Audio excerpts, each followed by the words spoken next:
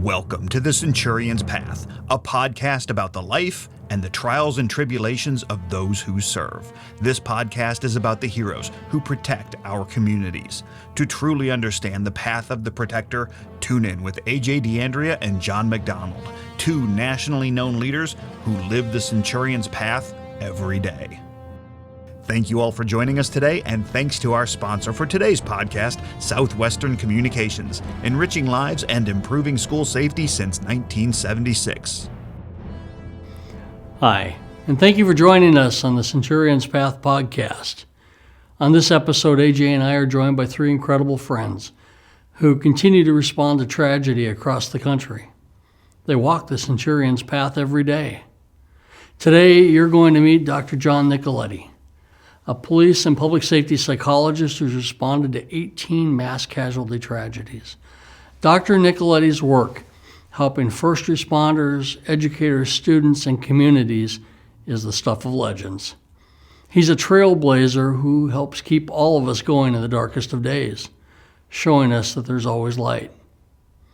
Also joining us in this episode is Bryan Krause. Bryan was the principal at Platte Canyon High School in 2006 when a gunman entered the school, taking 7 girls hostage before killing beautiful Emily Keyes. In the aftermath of the Platte Canyon tragedy, Bryan has continued to work with schools around the country following tragedy, providing mental health support. Bryan's responded to 5 school shootings. Finally, you'll have a chance to meet Frank DeAngelis, Columbine High School principal, now retired. Frank has made it his life's work supporting schools around the world following tragedy, and his honesty and compassion defines what it means to be the heart of a community. Frank speaks around the world, sharing lessons learned from tragedy and recovery. In today's episode, you're going to hear us talk about tragedy and the recovery following Columbine, Platte Canyon, and of Jessica Ridgway, the case of a 10-year-old who was abducted and murdered on her way to school in our community. These are just some of the tragedies that have defined much of our work and of our lives, and we thought it important to share context with all of you before we start this episode. This is an honest conversation between a group of friends and brothers who have learned to support each other. For anyone listening or watching this podcast, we hope that this can help keep you both right and upright.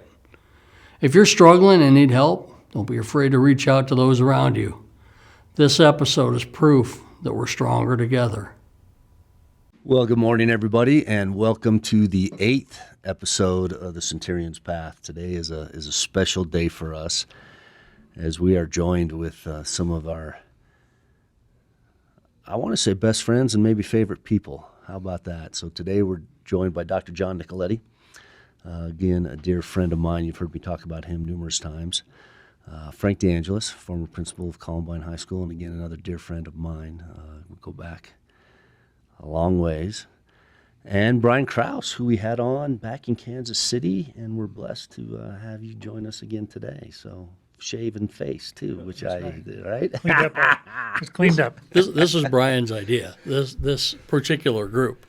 And if it succeeds, you and I look great. If it fails, it's all on him. So, there you that's go. the way it works. The pressure's on, buddy. The pressure is on. Right? But yeah, so here today just to, catch up on life and talk about who knows where this thing's going to end up. We had some pretty good conversations pre-recording and may lead into some of that stuff, may not. I don't know. But it's just awesome to have everybody together. It is. It's really cool. And it's fun to come back to Denver for me and to hang out with you guys because you're the people I hang out with when I lived here for so many years. So, you're a police psychologist. Yes. How would you diagnose this group? No comment. We know stuff on John also, so be careful. Yes, we do. It's just called good living right there. That's what that is. Right. Yeah. So one of the conversations that we had when we were talking with Bryan is the brotherhood that develops based on what we've all been through together. And, there's so many connections. For 20 years, the connections between the five of us have, existed. And I don't know any other place in the country where a group like this exists, where we've been through so much and continue to do this work in responsive recovery. And so here we are sitting and talking and now try to recapture the pre-conversation Right. that we had that was so lighthearted. Yeah. Because now we're getting into some deep stuff. But to build on that, it's multifaceted because although it's maybe tragedy based a little bit, there was friendships before any of that, right? And again, every episode we talk about relationships, right? Yep. How important those are. It's everything. Yeah, but I think it even goes. This surpasses tragedy. Yeah, no question. Well, and I remember you being at Josh Hoskins' wedding, and I mean, our families go way back, and being Italian, and you being Italian, I mean, you get together all the time. All and Italians all the time. It's exactly, and I remember it's going to be 25 years ago, you standing at Columbine and saying, oh my gosh, and talk about connections. I can't tell you the number of North Denver police officers I grew up with, and they're standing outside, and I'm saying, here we are about 60 or 20 miles from where we grew up, and we're all together, and we still have each other's back. And that's the one constant in my life is with the people sitting here, no matter who came after me, you always had my back, and so And always will. And that's brotherhood, and same with me for you all. I had the honor of protecting you for a lot of years. Yes, you and did. it was a full-time job. Yes, it was. Well, and I've had the honor of carrying all your bags for a lot of years, so yeah. And you just tore a rotator cuff. And I So just tore a rotator yeah, that explains the whole bag. Yeah, right. Carrying, right? Gosh, dang. Yeah. You guys are getting, the older you get, the more I got to carry. It's getting Yeah, heavy. because we got a lot of baggage at getting this heavy. point. Well, if I can jump in, the idea behind this was, it struck me that when you go through tragedy, in a school, people don't understand the burden, and they don't understand what it means to go through that. And John can probably talk a little more about that piece, but to be able to share that burden over the last 20 years and the responsibility of giving back and keeping kids safe, that's what really struck me. Even last night, I was like, there's people just don't understand, and they can't. But I know that I could call any one of you at any time of day or night, and that you would respond. And that's rare, I think. And it's also inspiring to have people like the rest of you here that have walked through the fire. When you showed up at the Platte Canyon shooting, I mean, I had no idea what to do, and you helped me walk through that, and it's just that brotherhood and that bond just is created, and it continues because we all feel like we need to keep walking the Centurion's path, I think. Absolutely. When I made a comment, and I say it, and sometimes people get upset, but we just joined a club in which no one wants to be a member. But, when I approached you and said, I know what you're feeling, you could say, yeah, you do. You were there. And I think that's important. And a lot of times, and I know John can talk about this, but one of the trigger points for us is when someone came up and said, I know what you're feeling. You do? Were you locked behind a closed door, or were you this type of thing? And a lot of times people just don't know what to say. They don't know what to say. Yeah. Well, and it's, a lot of times they're like, oh, I was here, or I heard the news, and it was really awful for me. And you just want to Yeah, it was awful. Yeah, sure. I bet it was terrible for you while you were in the grocery store when you heard about this incident, And I think the important thing about the group is the diversity. Each of us come from different backgrounds.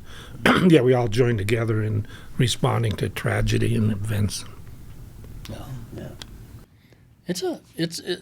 I don't even know. It just becomes part of your life, right? And for me, you guys are as much a part of me as breathing is. It's just, that's my life. And it's a good part of life. Yeah, it is. Well, when I look around the table, and, people say this all the time, Frank, you're trying to do this and this. It's been 25 years, it continues. But John made a mention of this earlier.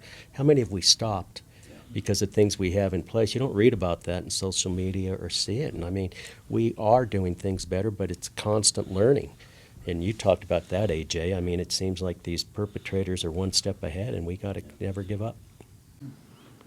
And the pressure's on. I mean, we've stopped a lot, but then if there's one that gets through, then they say, nothing's been done. How come all these years and nothing's been done? Because nobody broadcasts the successes. Yeah. Yeah.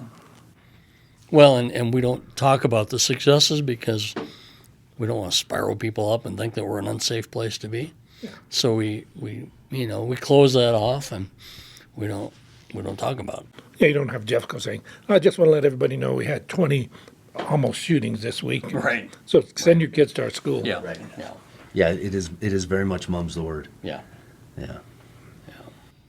And I don't know how you change that either. It's just kind of where we're at right now with this whole thing called threat management. But Well, and it's interesting because I don't know what news channel it was is talking, though, about a few that have been stopped, that they're actually coming out. I think they're crediting to Safe to Text or Safe to Tell, one of those programs. But I'm thinking there's a lot more than just two. oh yeah. A lot of heavy lifting and a lot of moving parts behind the scenes over the last 24 years, and there's a heck of a lot more than just two in the state of Colorado. But like you said, a lot of school districts just want to keep it quiet. I understand, they don't want to invoke any fear or panic. But I'm aware of 3 mass casualty events that were stopped in 1 week in rural schools in the Midwest, and one of those required a superintendent to get her gun out of her car and go confront the perpetrator, a former student who had an AR on the school property and was trying to come in. And I'm thinking to myself, this is a superintendent with no experience, but she's 30 minutes from the nearest law enforcement agency. And she did all she could do and hid her own kids underneath a desk to hide. And told them, I love you, and she became a responder that day. And because of her approach, that perpetrator backed off and was later captured. Right. But, so we are stopping this, and the hard part is that they don't stop coming. And the difficulty is when you do stop it, you get a reaction from another group of people. Yes. How come you have a gun in school? Or, when we do a threat assessment and stop somebody, they say, well, my kid would have never done that. You overreacted. I hear that all the time. Well, and you look at what happened at Oxford. I mean, that kid was there, and the parents should have taken him home. If they would have taken him home, who knows if Oxford would have happened. And so, I mean, it really is. And one of the fears that I have right now, and I've been retired, it'll be 10 years, and they're taking away some authority from the schools. Yeah. That what we can do, and I mean, every child is entitled to an education, but that does not necessarily mean in the mainstream. Right. And I did some work with Denver East, and we saw what happened there, and I mean, they took kids there that should not have been in that building, that if there's other places for them, and Jeffco does have some places for kids. But I think we got to reevaluate what we're doing right now because it's not working. Well, the red lines have moved. What used to be, we won't tolerate. Well, we tolerate everything now, right? You can get away with anything. It used to be that, you bring marijuana to school, you're going to get suspended. Today, that's like, yeah, you're fine. Go back to class. You bring a gun. It used to be you're arrested and expelled and you're never coming back. Now it's like, come back next semester. When did we start moving the red line? Right. And maybe that's just society's changing and morals, that are changing. But if we don't have a structured system in place, and school is structured, if we're not saying this is our red line, this is the line we're going to fight on, then I don't know what you do. And we wonder why. I just saw yesterday the state of Colorado is losing public school students. Fewer are attending this year than since 2013. Well, is it any wonder? Well, and I'll bet you if you look at the private schools, the attendance is up. Oh, sure. Because they have, they have Homeschooling, certain things, absolutely. homeschooling and things of that nature, and we have to do everything we can to protect. I mean, you want to offer service to kids, but you can't do it at the expense of the rest of the student body and staff. Right. Well, I think probably one of the most disturbing pieces is the removal of SROs from school districts. not just specific schools, but entire districts. And I think that is a grave mistake. And, because I think there's so many positive things that can happen too from those relationships, and especially with the way that we view law enforcement these days, and people pushing back even on law enforcement. It's the same in schools. But how can we keep kids safe if it's 30 minutes away or 40 minutes away if there's no SRO? Yeah. That's what's amazing to me. And the climate and culture that they develop, the relationships that they have with the kids. The kids trust them, share information. The SRO becomes a mentor. You can't buy that. You got to earn that. And I tell administrators when I go out and speak, if they're saying as an administrator, if you mess up, I'm going to send you down to the cop in the office, that's not it. I mean, it's all about relationships, and it's about those, we had our SROs that were at dances, they were at football games, they went down and ate lunch with those kids, and it's a trusted adult, and everybody needs it. Now there's a bill in the Colorado legislature that would restrict SROs from being at the school and carrying their firearm off duty. So you couldn't even volunteer anymore as an SRO and carry your gun under this bill. That's insane. That is an insane bill. I would like to ask some of the legislators if they would do the same thing when they're out in public, not have anyone that's armed to protect them. And even some of the people on the Denver School Board, when they come into a school board meeting, I wonder if he's going to have his educational assistant or assistant patting them or down. He doesn't. But why don't you allow that in schools for kids to be protected? And so many decisions to stop SROs are based just on a bumper sticker like school to prison. Yeah. Yeah, there's no data to support that. But yet everybody takes it. They don't look at how many SROs are in there, how many things have they done. Let's do a, algorithm analysis, and they don't do that. It's pipeline to prison. Well, we were talking about earlier, right? Tracking the positive things. We don't talk about the positive things. It's always the negative, right? And if you could talk about the positive things of those interactions with the SROs in the school and within the community, it would shut down a lot of the rhetoric. You would hope, yeah. Right. Well, Yeah, we look at Gordon Beasley and the difference he made, the amount of kids he impacted during his life. I mean, it was remarkable. SROs have a tremendous opportunity that nobody else has in law enforcement. That connection is gone for the most part. They are the beat cop of today. See, and the sad thing is those stories have to be out there. An officer shouldn't have to lose his or her life for these stories to be out there. Those stories should be told. I mean, there are officers that are doing this on a daily basis, and unfortunately all we hear about are the bad things. and the most honorable job on the face of the earth. Exactly. I say it all the time. Yeah, it's an odd place we find ourselves. A place in our history right now where we're looking at the world and saying what next and where you go from here, because crazy seems to be the action of the day and the word of the day. But the good thing, people sitting around this table, you have experience in education, so you bring it in. And referring back to Columbine, we were acting as separate entities. You had the police over here, you had firefighters, you had school districts. And I think after Columbine, they're all of our kids, and we all have to come together. And I know you're doing a lot of work with school boards across the country, and AJ, what you're doing around the country and world, and what you're doing, Bryan. And John, you've been everywhere helping.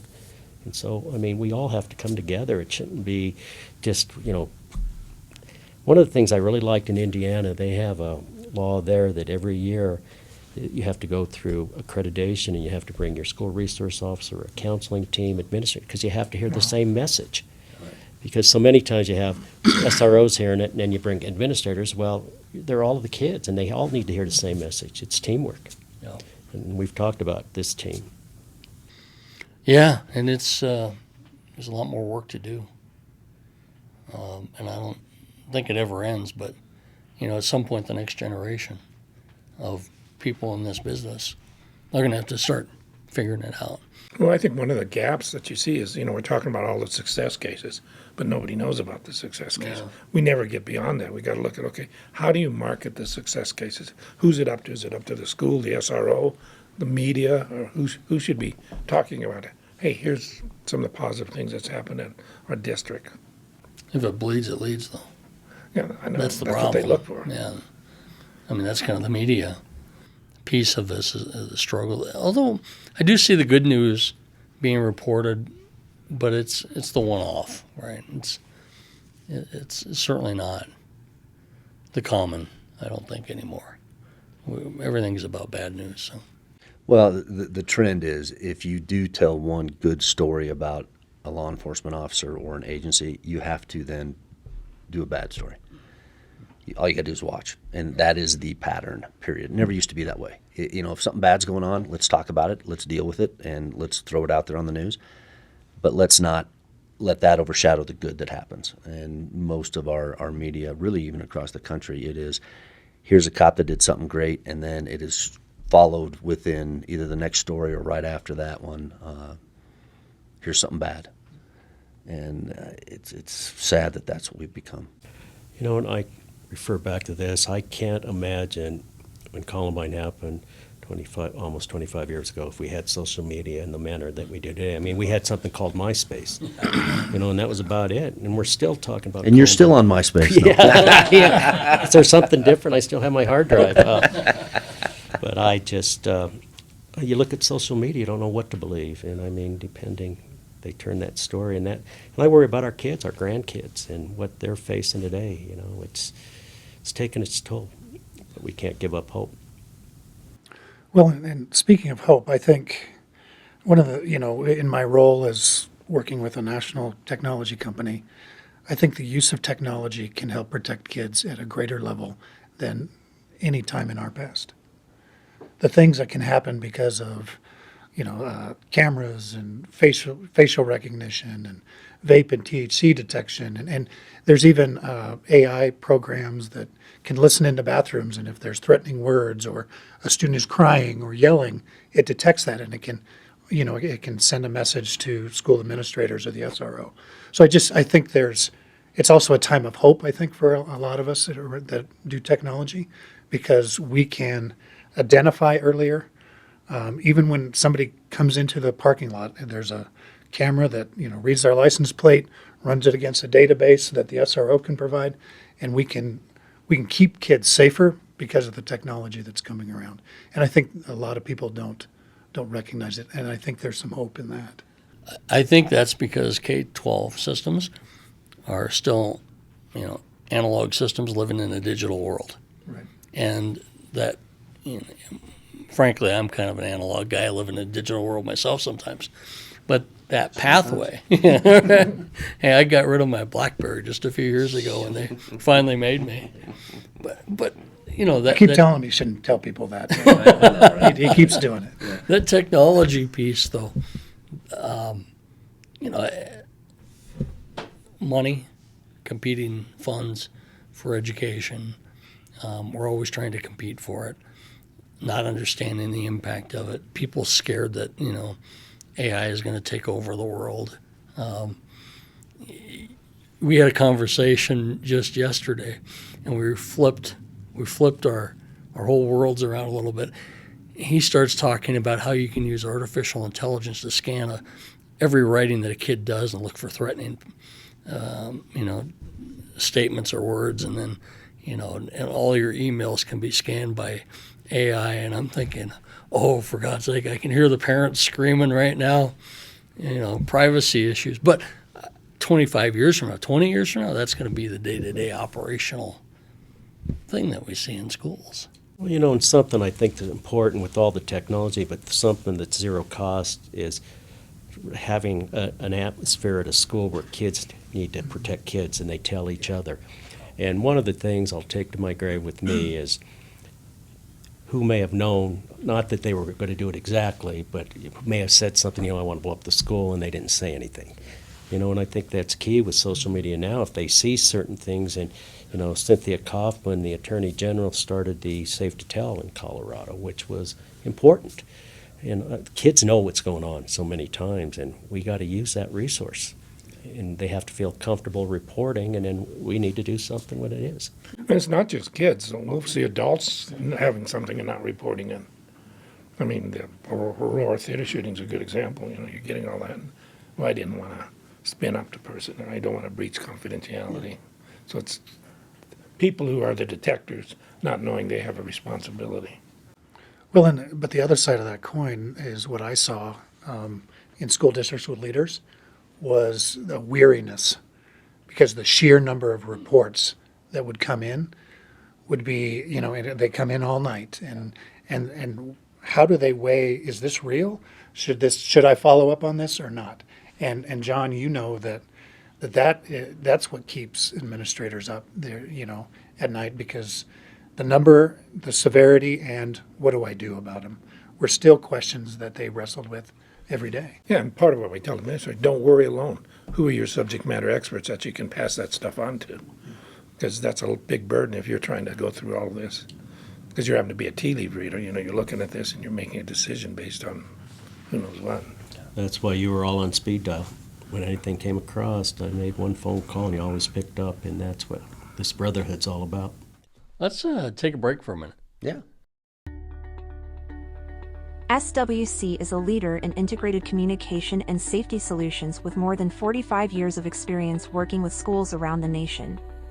Among SWC's cutting-edge offerings is Nexus, a powerful, advanced software platform used to centralize and manage safety and security at a single school or across an entire school district. Through an interactive facility map, Nexus integrates features such as cameras, door monitoring, duress alerts, environmental sensors, and more. Nexus is accessible via computer or mobile app, allowing for a complete overview of the school's security infrastructure all on a single, interactive map.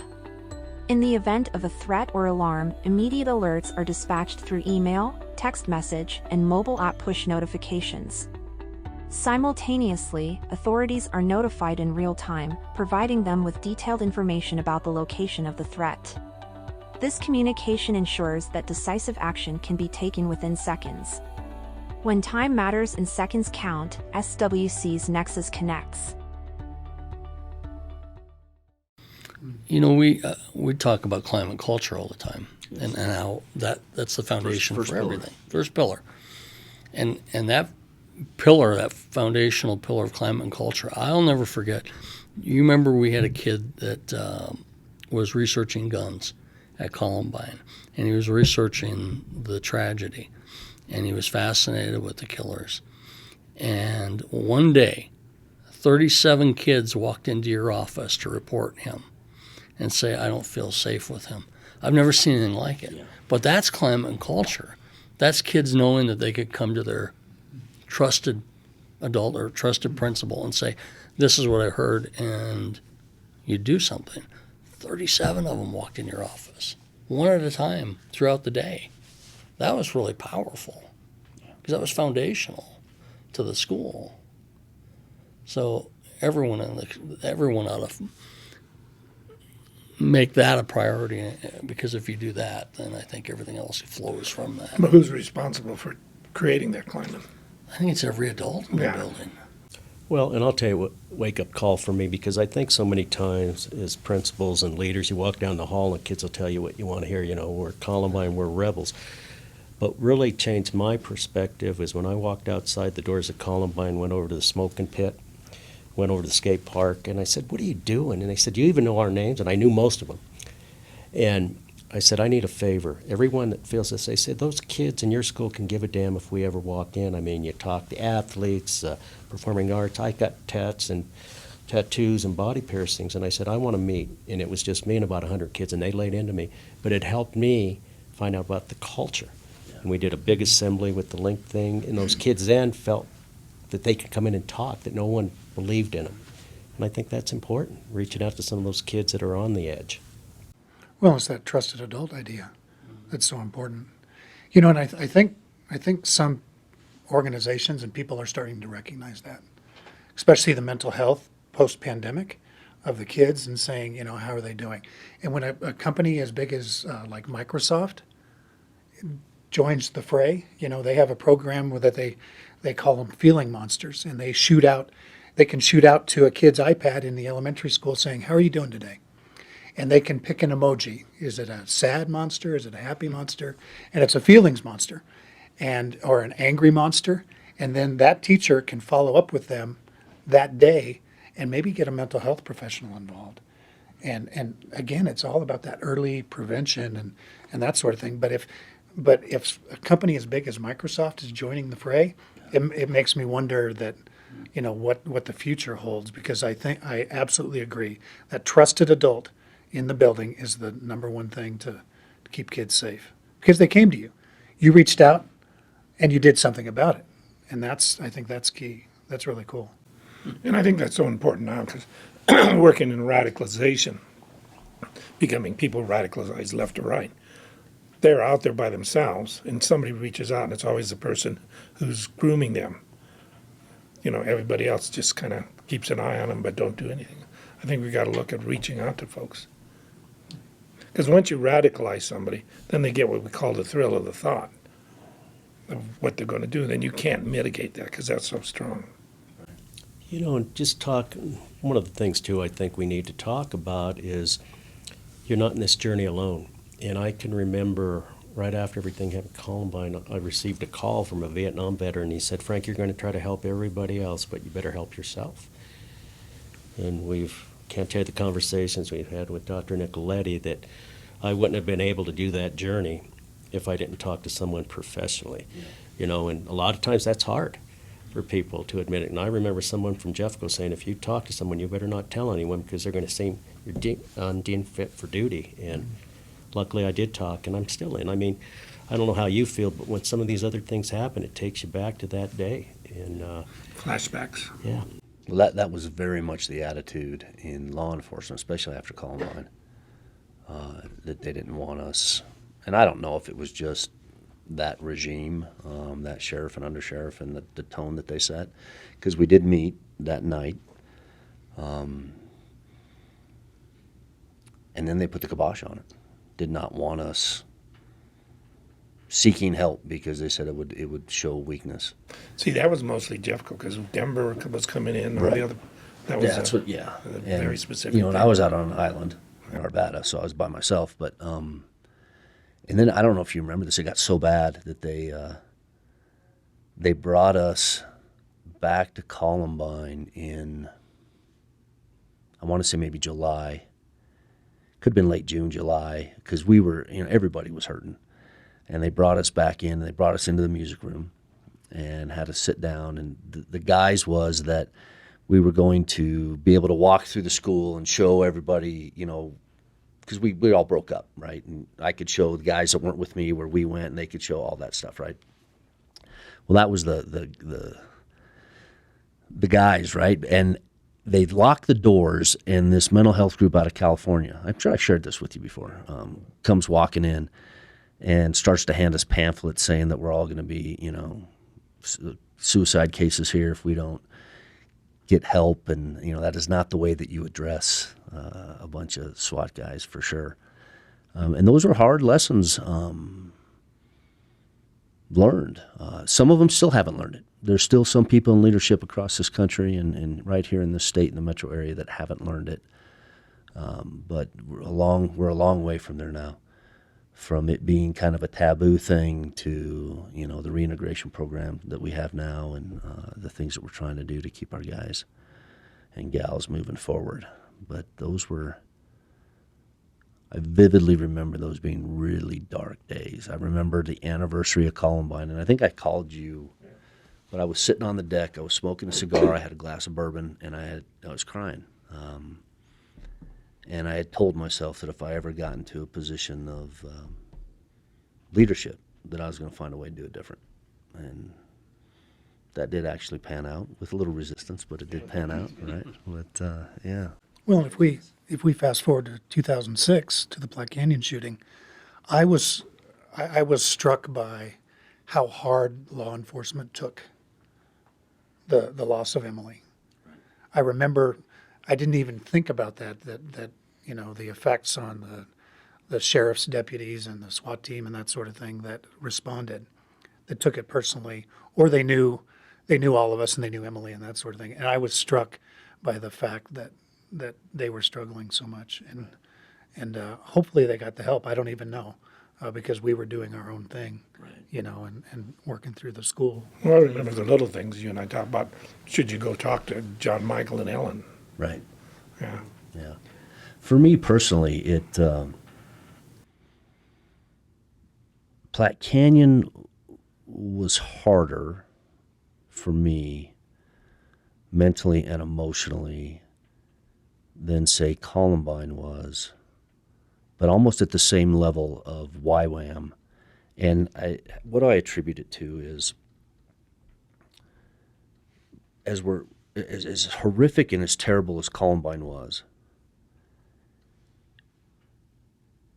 we really realized that it was done before we were there, right? We were kind of clearing the building, trying to address it. Of course, we thought there were 6 gunmen inside the building as we're looking, but there comes to a realization that okay, this really kind of happened before we were there. Platte Canyon was devastating because I was, 3 feet from her. You saw it happen. She shot, yeah. And once you see things, you can never unsee it, and that's kind of a huge trauma. And it's always been interesting for me on how it affects different people. Sometimes it affects people maybe a little bit less that are actually in the room because they have completed the story in their brain, right? It's there, versus people that were outside that only have bits and pieces, and then sometimes they make it worse for themselves. I don't know. But I always try to be empathetic and be supportive, and I'm thinking, well, that's really bothering you. I get it, but you weren't in the room. But you try to, you come to terms with that. And then again with YWAM is, Tiffany was shot 11 times, and I'm carrying her out, and then I'm carrying out Philip, who'd been shot 1 time. And those events, I mean, they all hit you, right? Those events, very different though, the last 2 rather than Columbine. And this interesting thing is we didn't have a lot of good mental health support after Columbine. I mean, I had my relationship with Dr. Nicoletti, and he actually did my pre-hire screening back in '93. So, I mean, we go way back, right? If he could have just said no, it would have changed a lot of things in this life, right? So we go way back.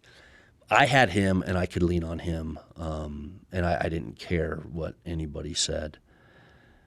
Platte Canyon, it was a different leadership. We had Chief Sloan, we had Sheriff Ted Mink. We're much more open. And we met with Dr. Nicoletti's office on a regular basis. I think it was right after the event, 2 weeks, a month, 2 months, 4 months, 6 months, and then a year. And we were able to do things. Emily's run, the 38-mile run, was able to sit down and speak with Mr. and Mrs. Keys in their home with no attorneys, always the fear of going to get sued, but at that point I didn't care. I just felt they needed to hear from us with the guidance of how we should handle that conversation. You get to YWAM, and it was a different leadership, and a lot of that stuff that had been built up after Platte Canyon had been taken away, and we saw a lot of residual officers acting up and things happening. And so it's just this ebb and flow thing. You say, you hope that you get the help.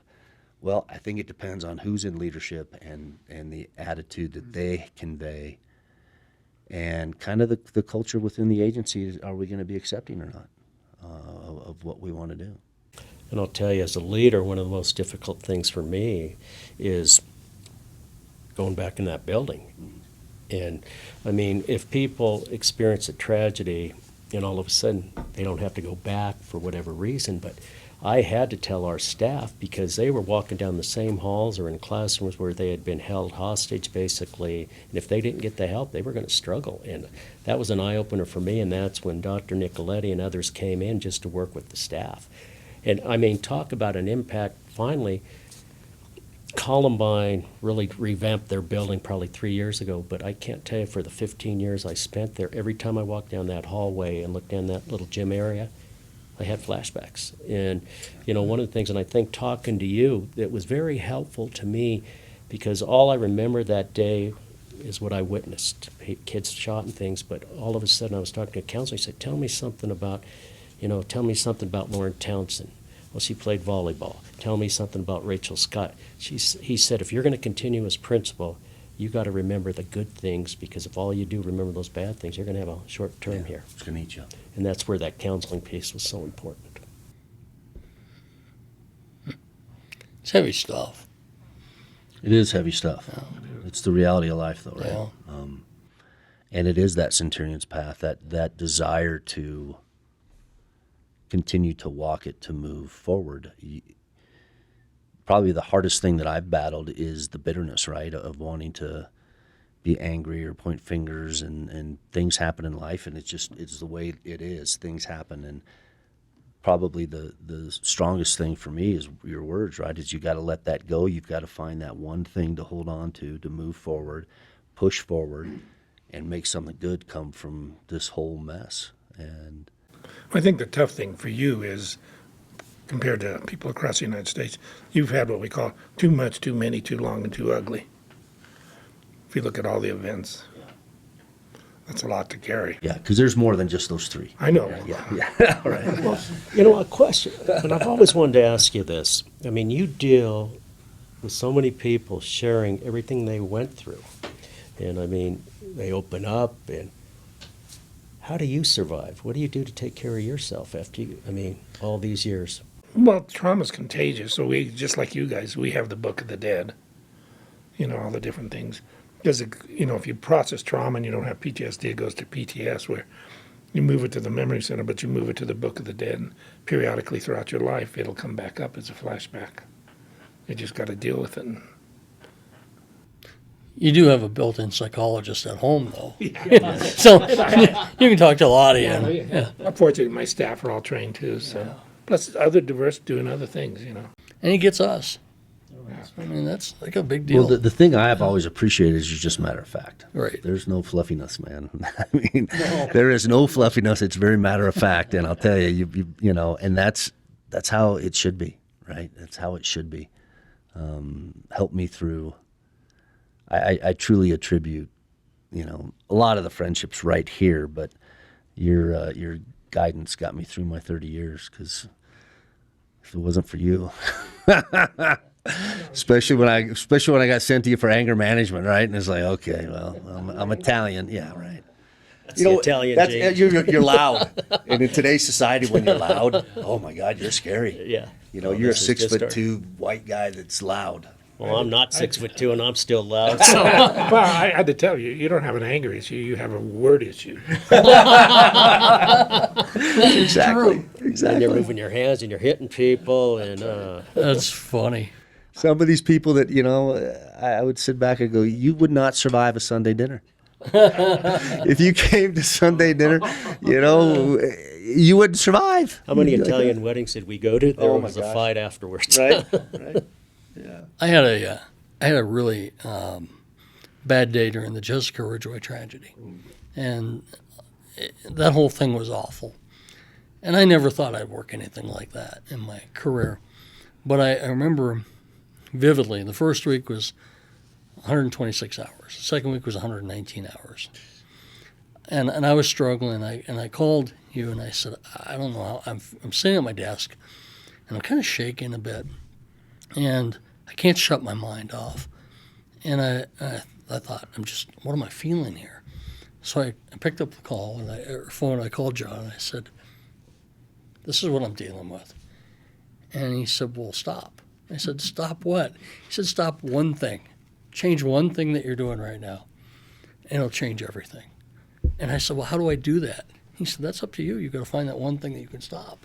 He said, tell me what you're doing at the beginning of your day to the end of the day.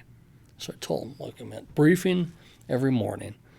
And then throughout the day, we're searching for, we're doing, and then at the end of the day, I'm doing the last briefing of the day. And I go home. And he said, you got to stop one thing. And I jokingly said to him, and people pay you for this kind of advice? And he told me, he's like, well, you're not paying me anything. Get what you pay for, buddy. So, but I did. I changed that one thing. And it really did. It's getting balanced. It was, yeah. And I had no balance. But I look around this table, and this is fascinating me because I never put this together until you were talking just a minute ago. 2010 Deer Creek Middle School shooting. I made 4 calls. it was to the four of you. You're the people I called to say, come help. Where are you? Why aren't you, where are you? But that was my call for help. And having never gone through this before, you beat me to the incident command. I don't even know how you did that. They held me up. They wouldn't let me in. And they're like, oh, it's Frank. Let him go. That's because he's a star. Right? Yeah. No, Cindy Stevenson, I can still remember I was at a meeting. She said, you got to look at this. And I got in my car and sped over, and the police knew me, and they brought me in. And I finally said, I'm driving through if you don't let me in. And I got on my radio and broke into their Jeffco dispatch and said, I'm coming in. Tell this deputy to let me through. But I thought, how do you get here before me? But have you that know, siren in my car. right? Car 54, where are you? Yeah, but those tough days, those hard days, I would agree with you, because mine were a little different, obviously, than yours. Yours are the on view, right? Mm-hmm. Moment in time, you're there. But the stuff you see, the Book of the Dead that you talk about, boy, that is a real book. And those chapters fill up over time. And I don't know how you get through it without supportive cast, the people around you that fill you up, that fill your bucket up. Well, I think that was a question, and Dr. Nicoletti helped me with this. You're not going to wake up saying one morning it's going to be back to what it was. I mean, you move forward, but at the same time, you have the support to deal with it. And that was a wake-up call for me with some staff members. They seem to be doing fairly well, 2-3 years, but something happens in their life down the road, and they're saying, whoa, where did this come from? I've never experienced it, and that's just things, and I'll tell you, as a leader, as a principal, we never learned any of that stuff. I mean, unfortunately, we learned as we, a lot of trial and error and things, but I think now they are training, leadership, how to deal with some of these things, the emotional part of it. Well, it hits at the strangest times. A couple stories. One was we were looking to move up north to where we all live, and we drove into the realtor drove us into the neighborhood where Jessica Ridgway lived, and I just was like, I can't handle it. Yeah. And I said, I'm not even going to look at the house. I'm not even going to get out of the car, because it just constant reminder. It just hit me. Yeah. And then again later on, there was an event. I went on to another school district and had the got a position as an area assistant superintendent, and we had an event. There was nothing. It gathered national attention, but it wasn't a loss of life or anything like that. There were some racial things going on, and I was paralyzed as a leader, because it all came back, the media and the scrutiny, and am I going to lose my job? Am I going to get sued? And, all of those things. And it was just incredible.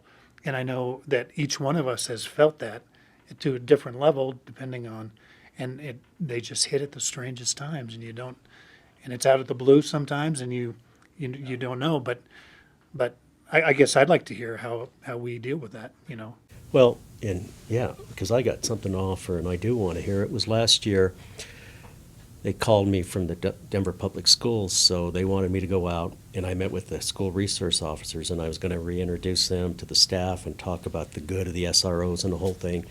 So I spent about 2 hours with them, and we were talking with the plan.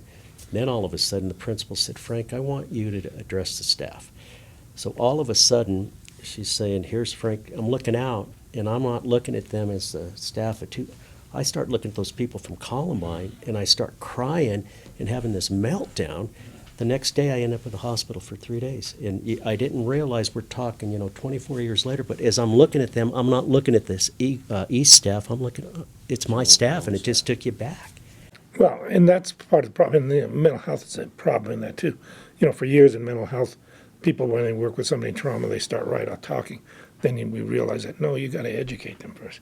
And part of that is, what I always tell people is, if you get something in the Book of the Dead and you're being honest with yourself, do not poke the bear.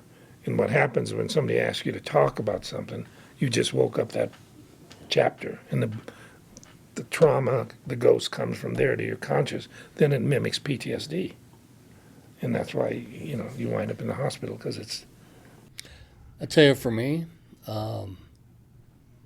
well, it got to the point that my last year in Jeffco, whoa, man, I could barely get up. Yeah. I mean,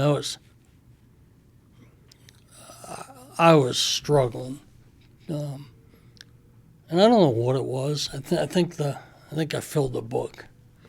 I mean, I can't tell you how many death notifications I did in 14 years. It was a 24-hour job. And we had tragedy on tragedy on tragedy, right? And I got to the point where physically I had to force myself out of bed every day to say, I got to get to work, and I just don't have the energy anymore. And, I could tell I was running out of time. So I said, I got to leave. I got to be done.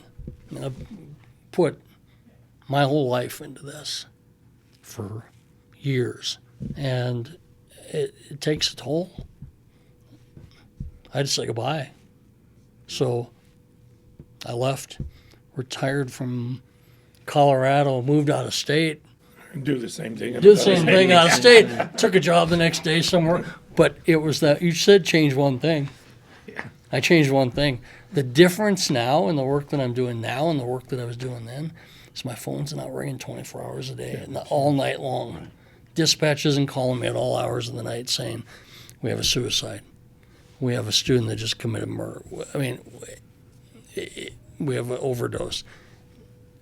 And that, I think, was, for me, it just got to be too much, too ugly. Yeah. And I just ran out of space.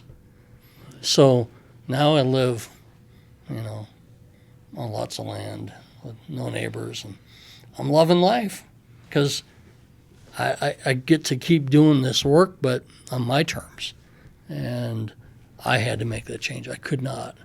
I really thought I'm going to have a heart attack or a stroke. Well, like what Frank was saying, when you get circuit overload, that means I can't take anymore. Yeah. If you stay there. And I mean, the interesting thing is we see it with rescue dogs and stuff. They'll reach too much and too long, and they'll forget they won't be able to perform. And I recently lost 25 pounds now. And it was just, I added 60 pounds of stress to my life is what I did. And cortisol. Man, I couldn't, it's been a battle just to try and get healthy again. I think what we're doing better, we talk about the Book of the Dead, and we talk about, filling up that cup. I think what we're doing better is finding ways to drain that off a little bit now. Well, recognizing it, first of all, right. That there is such a thing. And then, I don't know if you were the one that told me this analogy or somebody, one of your staff or whatever, but right, it's that every incident we go, if you're holding a cup of water, there's a little bit of water in there, and then it keeps filling each one of these events. And if we're not doing things to drain that, then all of a sudden it's overflowing, and that's when we're at that system overload. And we're doing things, whether it be, reintegration programs or holistic things or some of the other avenues people have out there, we're realizing that, recognizing it, and we're finding ways to offload some of that stuff. I think that is one of the successes that we can say we're starting to find or see in at least in the law enforcement profession. Yeah, and that's important, I think, for you, Frank. Like, what happened there, because you're still going to do this, so you got to realize that every time I go and do a presentation, I'm going to knock on the door of the Book of the Dead, and you can choose to do that. Just realize, okay, once I do that, what am I going to do? And talk about this brotherhood. It's amazing that there may be times we haven't seen each other, but we walk in, we can tell something's wrong. Oh, yeah. I mean, I can't tell, or people say, you do? I mean, it's just like we know each other so well, and that's what this brotherhood's all about, and friendship, and checking in. And I can't tell you how many times I've called you after seeing you and things and saying, and that's important to have those relationships. For me, because we're talking about the presentations and how they affect us, and I might be an anomaly in this. I get emotional. I get that fire in my belly, believe it or not, right? When I go and I do those debriefs and I do those presentations. And I've always told myself the day that I don't get that fire, the day that I don't have a little bit of that emotion, the day that it just becomes, rhetoric or whatever, then I'll never do the presentation again. And for me, those presentations are cathartic. Yeah, as long as they're cathartic, then Yeah. you're on the right path. I think you're sharing a message, you're giving people information, insight, giving them a blueprint to work off of to do it better than we did, right? And so those things are, I find them cathartic. But the day that I don't get an emotional and it just becomes a thing, I'm done. I won't That's a good way to do look one at of it. them again. Well, it's exhausting. They are exhausting. After you do a presentation or you've spoken to a group of staff or something like that, I'm physically exhausted because it just takes all that out of you. But if we don't do it, then who will? And I'll tell you, it seems like when you finish, so many people come up to you, and you almost have to put on your counselor's hat, Right, And, yeah. and I'll tell you what I've learned a lot of times. If you go socializing, people have a few drinks, then they you got a second, and Can I ask you something real quick? Unless you're picking a fight in White Rock, Canada. Yeah. yes, yeah. After singing My Way, that's a not true. We're going to that was- jail in Canada. We're not coming home. There's a story. Oh, yeah, Yeah. there's a story. Didn't they try to give you a citizenship in Canada for being there so much? Gosh, I had to file. Yeah, I had to file for something so I didn't have to pay taxes. Yeah, Canada knows me. Yeah. Well, it's good work. It's good life. Good friends, good brothers. See, I think, like I said before, we should change it from the brotherhood to the fellowship of the rings.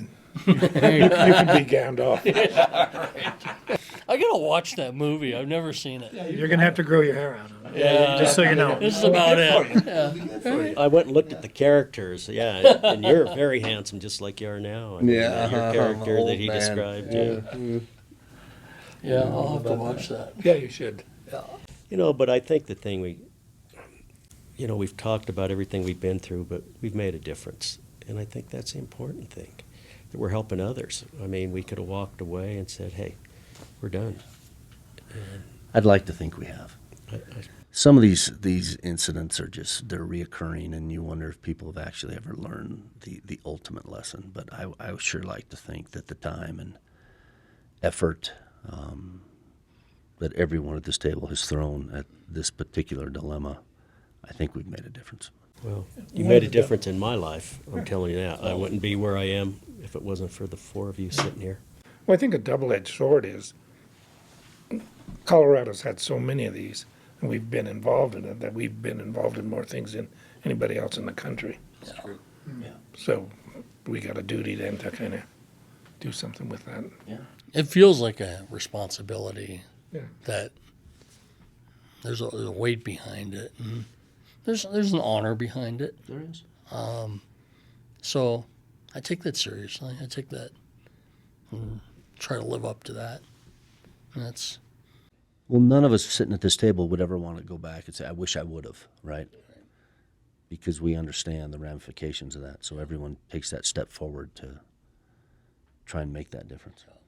What I appreciate about your podcast is you're celebrating those leaders that are doing those things. I think that's super important because nobody else is holding those people up that have gone through terrible situations, probably their worst day, at least in their careers. And just celebrating that and holding those people up is good work, and it's honorable. it's been really fun to do this podcast. I don't think we knew what we were really getting into, but We still don't know. We don't know. We're finding our way. But it's been really fun. I mean, I get to hang out with you guys and come back to Colorado and have this conversation here, and now we're going to go to Texas and podcast live in Canada and Yeah. talking to good people doing good work everywhere. Well, one of my favorite quotes, and I know I can say it about this group, is character integrity is who you are when no one's watching. And I've seen you, in front of people, but I've also seen you behind the door when we're out by ourselves. And who you see on stage is who we see when we go have dinner or where we're just hanging out. And I think that's the most important thing, Because I've seen so many people that get up on stage and do things, and all of a sudden you see them, oh my gosh, who is that person? They're not the real deal. And you four are the real deal. Well, it's been great. I've really enjoyed the conversation. Anything else you can think of before we end this episode? Oh, I'm just grateful to be able to sit down, and I would like to, in a couple months, come back together and talk about whatever. Like I said, we had no agenda, we had no idea where we were going, but kind of get back together and maybe do this on a quarterly basis with this group. I think would be huge. I think what you do is great. End up where we end up. But again, thank you guys for taking time out of your day to hang out with us two dudes that don't know what the heck we're doing. No, we're good looking, so it doesn't matter. You're good looking. You're faking it. You're doing a good That's job. right. Gandalf and Aragorn. Well, as we end this podcast, like we always do, we'll share our toast with you. To us, the Centurions, and those like us, damn few left. You're here. There. Cheers.